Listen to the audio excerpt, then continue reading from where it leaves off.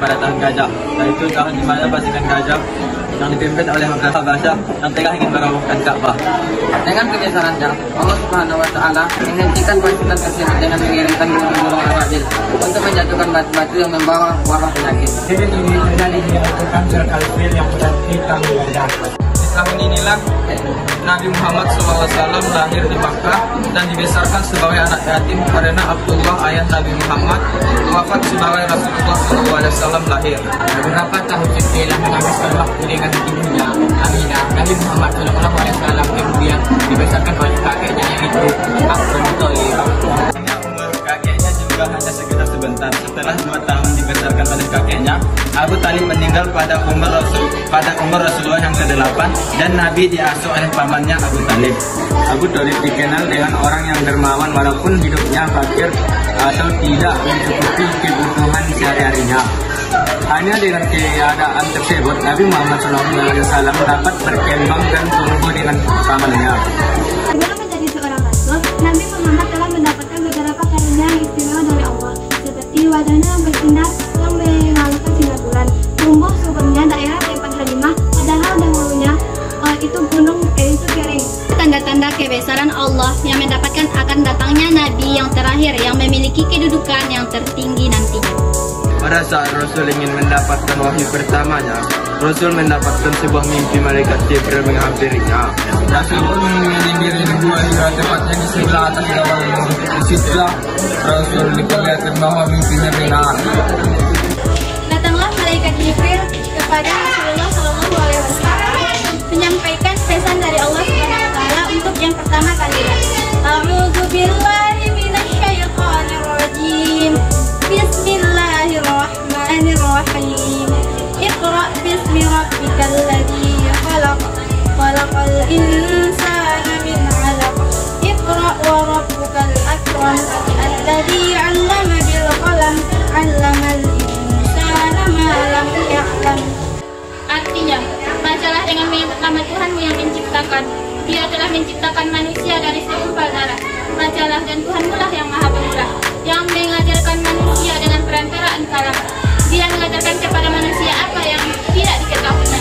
Surah Al-Alaq ayat 1-5. Nabi Muhammad merasa takut, disitulah kisahnya dimulai.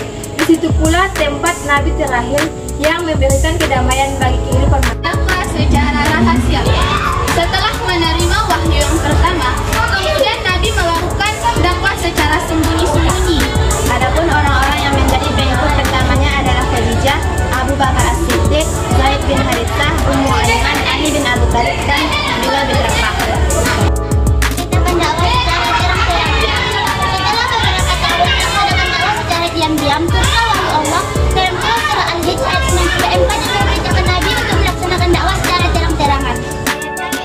Fasda bima tu'maru wa arid ainal musyrikin. Artinya, maka sampaikanlah kepadamu secara terang-terangan segala apa yang diperintahkan kepadamu dan berkalilah dengan orang musyrik.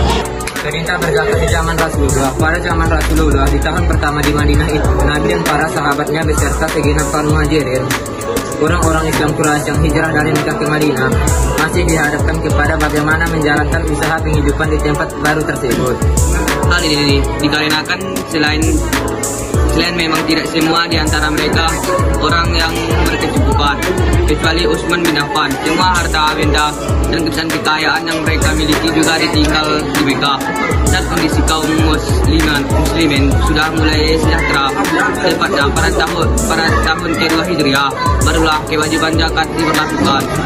Nasihat kepadanya supaya menyampaikan kepada ahli kitab beberapa hal, termasuk kewajiban zakat dengan ucapan, sampaikanlah bahwa Allah telah mewajibkan zakat kepada harta benda mereka yang dipungut dari orang-orang kaya dan diberikan kepada orang-orang miskin di antara mereka.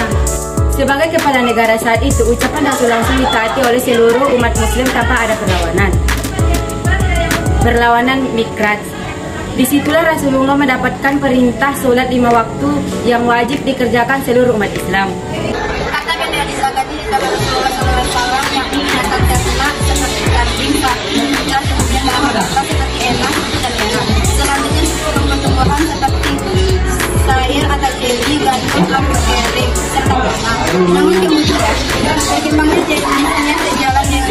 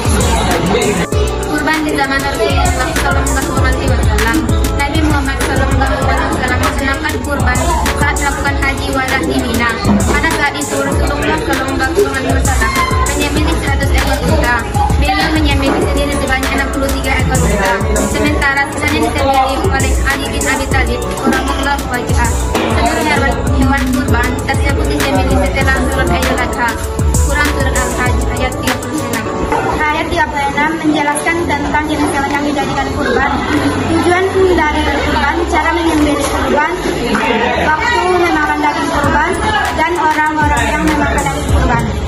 Peristiwa Isra Mi'raj pada tahun ke-11 Nabi Muhammad SAW terjadi peristiwa yang menyebabkan. Tahun ini sering disebut dengan tahun kesedihan karena pamannya Abu Thalib dan istrinya Khadijah wafat pada tahun tersebut. Wafatnya Nabi Muhammad SAW. Pada saat sahabat Abu Bakar sedang tidak di Madinah, terjadi sesuatu peristiwa yang sangat menyedihkan, di mana Nabi Muhammad SAW wafat. Pada saat Abu Bakar diberitahu